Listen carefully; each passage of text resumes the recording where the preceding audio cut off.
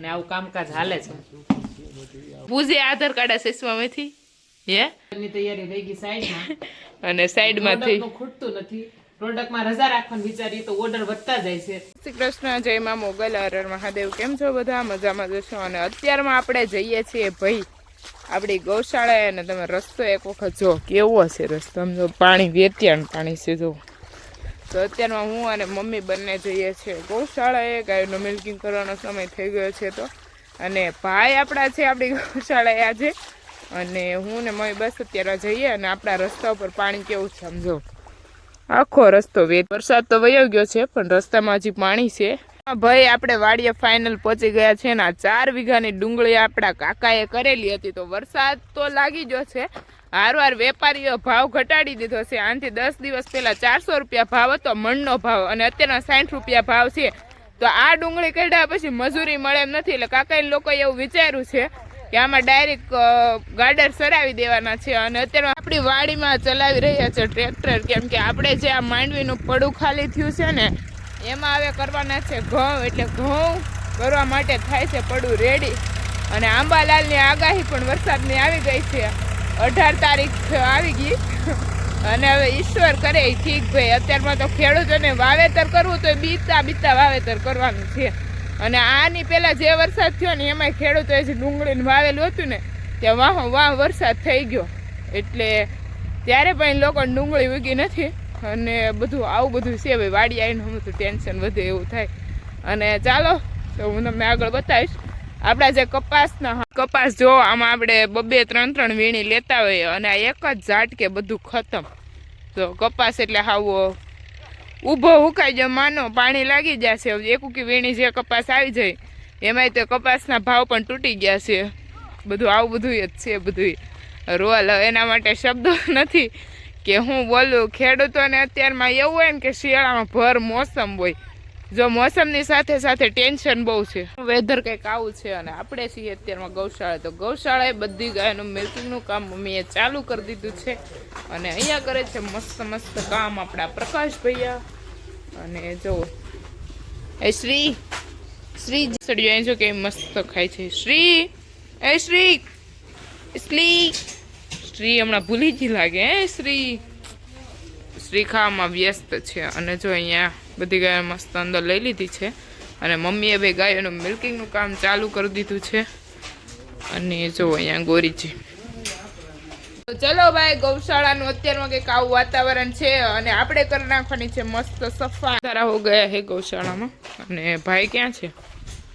હું બોલતા ભાઈ? બોલો પ્રકાશ ભૈયા. નિર્વામણું અંધારું થઈ ગયું, ઘરે જાવું. તારે આવવાનું છે? રોકાઈ જવાનું છે અહીંયા? હે ટિફિન ગારામ કેમ ટિફિન દેવા આવું? નો સમય થઈ ગયો છે. અને આપણા પ્રકાશભાઈ બધી ગાયોને અંદર બાંધે છે. તો આપણી ગોપીજીને બાંધવાના છે અત્યારનો. નહીં પ્રકાશ ભૈયા? ક્યાં બોલતે હો આપ? હું ઘણા દિવસો પછી ગૌશાળા આવી, તને ખબર છે ભાઈ? તને ખબર છે? ઓ ભૈયા આપકો પતા હે? તો અત્યારમાં બધી ગાયોને અને બુલને લેવાનું છે મસ્ત અંદર. અને જો એ શિવુ મને મારવા જ આવે છે. શિવલો એ શિવાજી એ શિવાજી. તો અમે છે બુલ એન્ડ દેવકી એન્ડ ગોરાજ. અને અહીંયા છે આપણી કંઈક ડુંગળી આવી જો. અને અત્યારનું વેધર એકદમ અંધારા જેવું થઈ ગયું છે. જાય છે અત્યારમાં રેવા દેની ભાઈ જાય છે ઘરે. આમ જોઈને પેટે વિઝિટેલ ડાયરેક્ટ અત્યારમાં આવ્યા હતા ગૌશાળાએ. તો સ્વેટર પણ મમ્મી પપ્પાના જોડે આપી દીધા છે. સવારમાં ગૌશાળાએ આવે તો લાગે છે બહુ ઠંડી. અને પ્રકાશભાઈ છે જાય છે અત્યારમાં ઘરે. આવજો બાય બાય. કૃષ્ણ, જય ગો માતા. અત્યારે સવારમાં અત્યારે આપણે છે ને હળદર નું પેકિંગ થાય છે. અને આ છે આપણી ઘરની ઓર્ગેનિક હળદર. અને મતલબ જે મસાલા ઘરેથી એડ કરવાના છે એ અત્યારે બધા ભરે છે. અને આવું કામકાજ હાલે છે.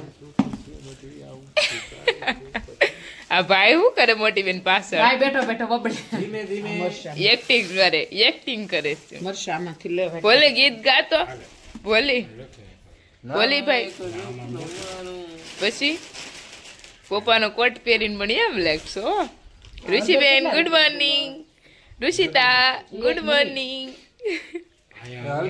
એક મિનિટ પપ્પા મોટા બેનના મેરેજની સાથે સાથે શેમ્પૂનું બનાવું સાખું તપેલું ભરીને અને જો આપણે આ બોટલો એટલી તો ભરશું પણ એને ભરતા વધશે એટલે આપણે પેલા આવડા જે મેન હતા ને બોટલો ભરી લેશું આવડા અને આવું બધું ચાલે છે જય શ્રી કૃષ્ણ પ્રકાશ ભૈયા બાદકણા ભૈયા જય શ્રી કૃષ્ણ કેમ છો મસ્ત છો તમે મને આજ સવાર ઉઠીને હેરાન કરતો ત્રણેય ક્યારનો હેરાન કરતો કા ભાઈ હા ઋષિના આધાર કાર્ડ ને લેમિનેશન કરાવજો કા ઋષિ તને પૂછે આધાર કાર્ડ સસવામાંથી હે દેખાઈશ દેખતે હે આપકો તો અત્યારે ભાઈ શેમ્પુ ભરવાનું કામ ચાલુ છે અને મોટા બેન ભાઈ શેમ્પુ ભરે છે લગ્નની તૈયારી રહી ગઈ સાઈડમાં અને સાઈડમાંથી ખૂટતું નથી પ્રોડક્ટમાં રજા રાખવાનું વિચારીએ તો ઓર્ડર વધતા જાય છે હવે કામ કમેન્ટ કરો શું કરાય હા કોમેન્ટ કરો કે હું કરું ધંધો કરવો કે લગન કા પ્રકાશભાઈ ધંધો કરવો કે લગન તમારે શું કરવું ધંધો કરવાનો છે કે પેકિંગ થાય છે અને આજનો દિવસ કંઈક આપણો આવો જ રહ્યો છે આખો દિવસ કામમાં ને કામમાં અને શેમ્પૂનું પેકિંગ કર્યા બાદ આજે આપણે કુરિયર કરવાના હતા તો એ બધું પેકિંગનું કામ કમ્પ્લીટ કર્યું છે અને હવે અત્યારે મીનાક્ષી દીદી ઘીના પેકિંગ કરે છે અને આજ આખો દિવસ વી ગયો અથવાડ્યું થયું અત્યારમાં 3-3:30 જેવો સમય થઈ ગયો અને પ્રોડક્ટના પણ પેકિંગ કર્યા છે ને અને આમ જો આ પેકિંગ કર્યા છે આજે અને મિલ્ક શોપ એટલે એવા છે તો આજે આપણે પાછા ફરીથી રેડી કરવાના છે અને જો બધા સાબુની ખાલી જ થઈ જાય છે મિત્રો જો આ છે આપણું મહેંદીનું બાસ્કું અને આ બધી પ્રોડક્ટ પાછી ગોઠવી દીધી છે અત્યારે ભાઈ ઋષિ દીદી કંઈક બનાવી રહ્યા છે અને શું બનાવે છે હું તમને આગળ બતાવીશ તમને ખબર જ છે કે આપણા ઋષિતા દીદી ખાવા પીવાની બાબતમાં થોડાક હરાડા છે